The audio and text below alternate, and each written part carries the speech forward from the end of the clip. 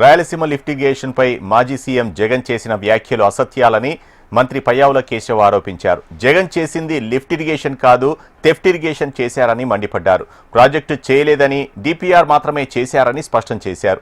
DPR చేయడానికి 900 కోట్లు ఖర్చు చేశారని, 5 ఏళ్ల పాలనలో ఒక్క సాగునీటి ప్రాజెక్టులోనూ అడుగు ముందుకు వేయలేదని అన్నారు. ఇవాళ జగన్మోహన్ రెడ్డి గారు తన బాధని రాయలసీమ బాధగా వివరించేటువంటి ప్రయత్నం చేశారు. అక్కసుని, ఆవేశాన్ని, ఆక్రోశాన్ని అన్నింటినీ చూపించాడు ఆయన. అంటే అబద్ధాలు చెప్పడంలో ఈ స్థాయిలో చెప్పచ్చా?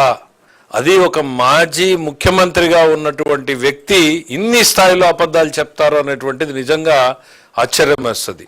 ఏంది రాయలసీమ లిఫ్ట్ ఇరిగేషను నేను చేశాను, రాయలసీమ లిఫ్ట్ ఇరిగేషన్ కాదు, Rayalaseema theft irrigation. Rayalaseema lift irrigation నేను ఏదో కట్టానని, దాన్ని ఏదో చంద్రబాబు నాయుడు ఆపమని చెప్తే, చెవులో చెప్తే ఆపేశారని, నాకేదో క్లోజ్డ్ రూమ్లో చెప్తే ద్రోహం జరిగింది అని. అసలు అది ప్రాజెక్టా కాదా?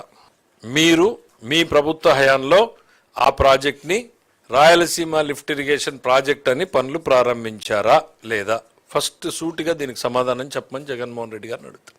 అసలు అది ప్రాజెక్టే కాదు, కేవలం డిపిఆర్ తయారు చేయడానికి సంసిద్ధం చేసుకుంటున్నాం. డిపిఆర్ కూడా కాదు, డిపిఆర్ని తయారు చేసుకోవడానికి సంసిద్ధం చేసుకుంటున్నాం. అంటే మనం ఇల్లు కట్టాలి అంటే ముగ్గు వేయాలి కింద, ఆ ముగ్గు పోసే ముందు ఏం చేస్తాం? చెట్లు కంపలు కొడతాం. అది నువ్వు చేసుకుంటున్నాని చెప్పి నువ్వు నీ ప్రభుత్వంలో అధికారికంగా ఎన్జిటికి none other than the chief సెక్రటరీతో సంతకం పెట్టించావు. చాలా కాంట్రవర్సీ అయింది. నేను గతంలో కూడా దీని మీద లేఖలు రాశాను,